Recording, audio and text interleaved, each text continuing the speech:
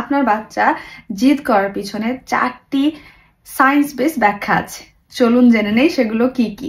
Number 1, আপনার বাচ্চার brain এখনো ফুললি ডেভেলপড না, যার কারণে ওরা খুব সহজেই অমনোযোগী হয়ে পড়ে।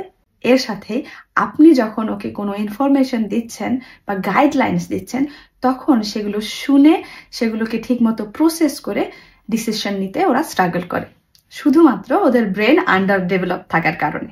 নাম্বার 2, বাচ্চা জিদ করার পিছনে আরো অন্যতম একটা কারণ হচ্ছে বাচ্চার কোনো অপূর্ণ চাহিদা রয়ে গেছে। এটা হতে পারে বাচ্চার কোনো শারীরিক চাহিদা অপূর্ণ আছে, ডিসকমফোর্ট আছে, অথবা বাচ্চার কোনো ইমোশনাল কানেকশন বা ইমোশনাল কোনো চাহিদা যেটা অপূর্ণ রয়ে গেছে। বাচ্চা হয়তো আপনার সাথে ডিসকানেক্টেড ফিল করছে। সো এরকম সিচুয়েশনে আপনার বাচ্চার সেই শারীরিক অথবা মানসিক চাহিদাটা বুঝে বাচ্চাকে যথাযথভাবে সাপোর্ট করুন এবং বাচ্চার সাথে বেশি বেশি করে কানেক্ট হওয়ার চেষ্টা করুন। নাম্বার 3, আপনার বাচ্চার এরকম আচরণ দেখে আপনি কিভাবে রিয়াক্ট করেছেন। অনেক সময় দেখা গেছে বাচ্চা যখন খুব ছোট্ট থাকে তখন আমরা বাচ্চার যে কোনো সিলি বিহেভিয়ার গুলোকে খুব কিউট ভাবে নেই এবং সেভাবে বাচ্চাকে আরো বেশি বেশি করে করতে উৎসাহিত করি।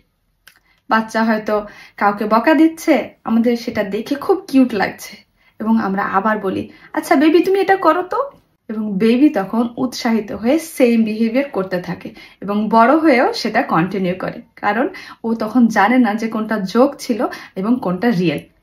সো এই ধরনের বিহেভিয়ারকে কিউট মনে করে উৎসাহিত না করে আপনার বাচ্চাকে সেটা বুঝতে সাহায্য করুন যে এরকম ধরনের আচরণ অ্যাকসেপ্টেবল বা গ্রহণযোগ্য নয়। নাম্বার 4, আপনার বাচ্চার সামনে সিমিলার সিচুয়েশনে আপনি নিজে কিভাবে রিয়াক্ট করেছেন সেখান থেকে আপনার বাচ্চা শিখে একইভাবে বাচ্চাটাও রেসপন্ড ব্যাক করছে। অর্থাৎ আপনি যখন হয়তো অনেক উত্তেজিত হয়ে গেছেন তখন আপনার টোন অফ ভয়েস, আপনার বডি ল্যাঙ্গুয়েজ কিরকম ছিল সেখান থেকে কিন্তু আপনার বাচ্চা শিখে আপনার বাচ্চা সেটাই রিয়াক্ট করছে। এবং সেম ওয়েতে আপনার বাচ্চা যখন জিদ করছে আপনি সেটাকে কিভাবে একসেপ্ট করছেন এবং ওর সামনে ওর সাথে কিভাবে রিয়াক্ট করছেন সেটাও কিন্তু অনেক বেশি ম্যাটার করে। ভালো থাকুন।